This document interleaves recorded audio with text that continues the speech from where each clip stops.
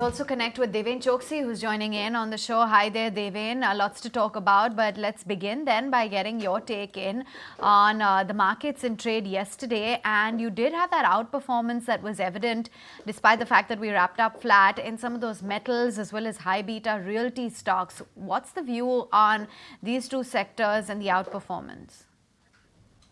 Everyone, good morning.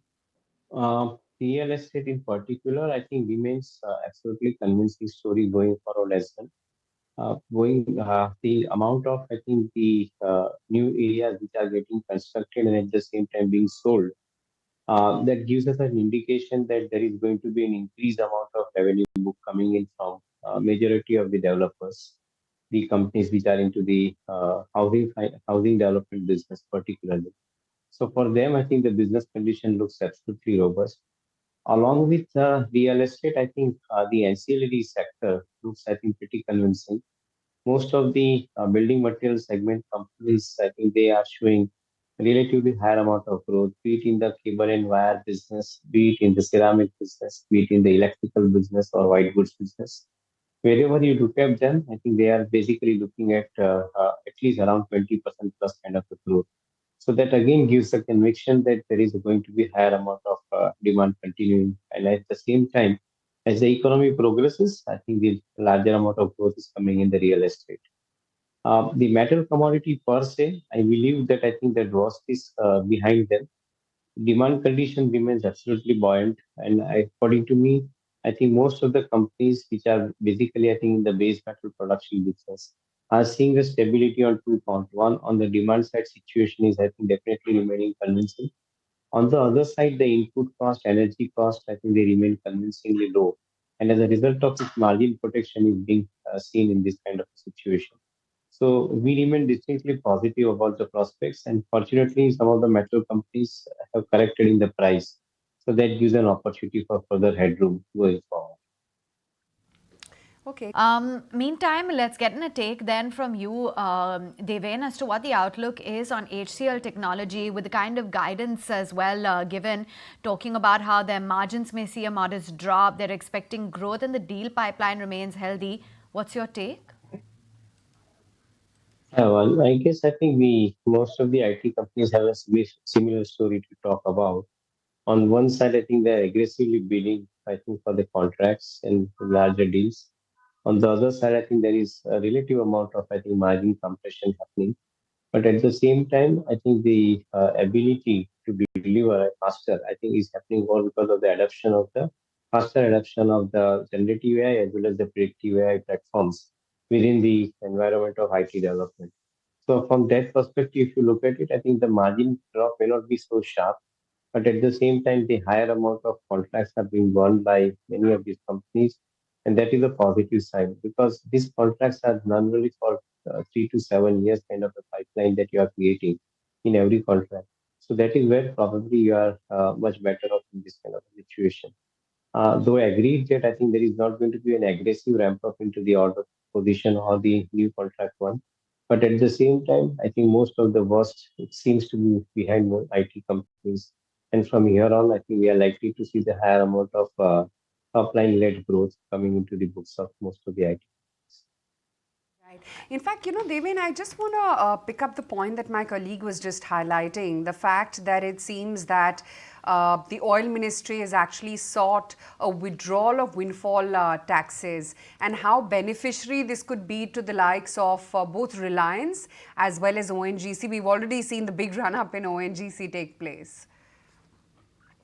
Yeah, Ishna, I guess I think this particular tax was imposed largely for the higher amount of I think gain that these companies have been making. And I think it was not a right tax at all, I think, even when they levied this tax. But nonetheless, I think this particular tax withdrawal situation is definitely I think, a good thing for many of the companies. Only wish that one would have that the governments do not tinker with this kind of taxation time and again, because that puts off the entire business growth program for many of these companies. Had you allowed the money to stay with many of the oil companies today, I think quite possible they would have ended up I think, taking up some of the larger projects. I think which somehow or other I think with this kind of calculations they would not do so. So in my viewpoint, I think the name of the game should be consistency in the policy. should you continue with, I think, a proper policy, then probably these companies, which have larger potential, can definitely perform well. In the near term, the stock prices are doing what they are supposed to do. I think they are reacting positive. And in my viewpoint, I think that positive movement is also because of the fact that government is unlikely to dilute or monetize their holding into money of the public sector companies before 2027. Just 2 years ahead of the elections, I think 2029. I think before that, I think they are unlikely to dilute. So, given the kind of supply side restrictions, or maybe I think the ease on the supply side probably at this point of time, wherein I think the fund would like to buy into the portfolio of the stocks. So that is where probably I think the stock prices are technically moving up while keeping the other fundamental aspects same as far as I think the businesses are concerned. Bunch of other stocks which were in focus. Voltas, of course, one case in point. They came out with an exceptionally strong first quarter. It was a good 31% beat that they had after 9 consecutive misses. Of course, it was that extreme heat spell or heat wave across the country, which did bump up their volumes for sure. And they managed an EBITDA of 423 crore rupees versus an average street estimate of 325 crore rupees thereabouts. So that was definitely a big beat. And as was Jubilant Foodworks, in fact, brokerages after their numbers said that the worst seems to be behind them after a series of misses. Once again, Jubilant did manage to meet the forecast with the same store sales growth actually turning positive. The delivery was strong and may have benefited from the one-offs, but dine-in is where some work is still needed. Deven, I don't know how closely you've been tracking either a Voltas or a Jubilant Foodworks, or for that matter the entire QSR space, but any readings here? So maybe I think I can talk more on the Volta side. The white goods in particular, FMEG segment, as we call them as, I think have had a fantastic run in April to June period, largely because of the summer effect, as we want to call it as. Certainly, I think on one side there is a summer effect, on the other side there is an increased amount of spending, discretionary spending by the households. So, which is also resulting into the higher amount of uptake for most of these companies. If you look at the top line and the directions coming in from most of the white goods companies, they are all equally bullish about, I think, 18 to 20% kind of a growth in current year as well. Come festive season, and I think you are likely to see even better numbers on some of the product categories. So, in my viewpoint, I think the business condition remains promising, and I think growth is likely to sustain for at least next 3 year plus. So, on that basis, I think one could possibly argue for buying this company into the portfolio. However, having said that, the valuation wise, I think most of these companies are adequately priced. So the better time would be to buy when probably market gives some kind of a correction or a degree of correction, which is a little sharper than normal. That would be the best time to pick up this kind of company with the portfolio. This has now made it to the MSCI list, so bound to see some inflows coming in there. Deven, what did you make of the MSCI rejig? Some very interesting names out there. While, of course, Bandhan is exited out of the list, there's RVNL, there's Vodafone Idea, there's Dixon, Oil India, Prestige Estates, Oracle Financial, and even Zydus Life Sciences, which has made it to the index. Yeah, I think most of the names are already showing, I think, good amount of traction, the growth in their own respective business. Zydus Life Science particularly, I think, looks interesting to us because I think we find this company quite an exciting one from early stage itself. The higher amount of conviction in most of the businesses on the fundamental side is remaining the conviction point as far as buying them into the portfolio. And that's where probably I think we like to buy into companies like Zydus. Maybe I think recent times the market has moved up along with all of the pharma companies. But that's a time when I think probably you look at this kind of companies when it's available at a lower levels. We remain convinced about the investment, not adding a fresh at this point of time. But I think this MSCI move definitely seems positive for the existing investments. 100 points higher for Nifty. Kunal, it should not happen, right? GIFT Nifty was down, pre-open rates are 100 points higher, so obviously it will not be a 100-point gap up. So I think I mentioned in the morning that the global markets are coming back towards a 50% retracement of the previous week Monday sell-off. So for example, Nikkei is back at 35,500 something. And from the top, I think it corrected by 11,000 points. So from 42,000 to 31,000 approximately. So I think many of the indices are coming towards that 50% retracement, and it's bound to be that our markets in the next couple of days should try and attempt towards that 24,500 mark. Now, whether it becomes successful as an attempt towards a breakout, that would probably be determined more as a global synchronized up move. If many of the global indices come together and then head towards this breakout, then even our markets would eventually do it.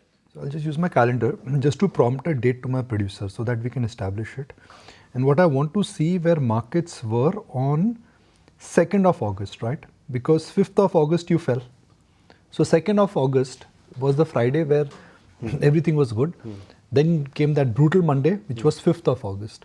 So let's look at Nifty from 2nd of August, please.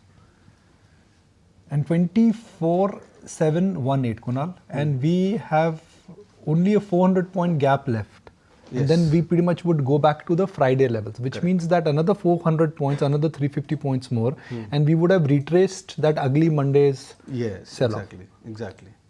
But for MSCI index, MSCI Emerging Market Index, we're already there. I think you may want to check it. I was reading data in the morning. Okay, that the MSCI index has already retraced 80-85% of what actually lost because of that ugly Monday. So a lot of semblance in the market has come. I mean, if I may use the phrase that what happened, let's say, same time last week, now we analyze it, it appeared like a storm, but it has turned out to be a storm in the teacup. What appeared like a very stormy Monday and a scary Tuesday where all asset prices were falling in a synchronized manner, in hindsight has turned out to be more like a storm in a teacup, and which frankly has come and gone. This market has passed 3 litmus tests. 1, election day. 2nd, budget day. 3rd, global sell-off. So there are 3 litmus tests this market already has, in a sense, been tested on, and it has come on the right side. And Deven Choksey, irrespective of what we may cry in terms of valuations, richness of historical P multiples, but the market strength is absolutely impeccable. Yes, Nikunj. I think, and one more point I think which you must add to it.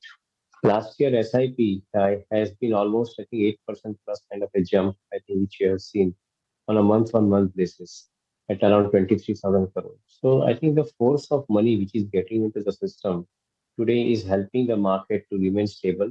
In any kind of a downfall or any kind of, I think, sell-off, this market is definitely, I think, having good amount of backup from the investors. And that is what is more important. Going forward, as we progress with a larger amount of size of the economy, the kind of money which will come into the market would be quite reassuring. And that's where I believe that I think this market is not going to be sold off in hurry. Maybe individual stocks will find some amount of correction, or the preferences would shift to other stocks.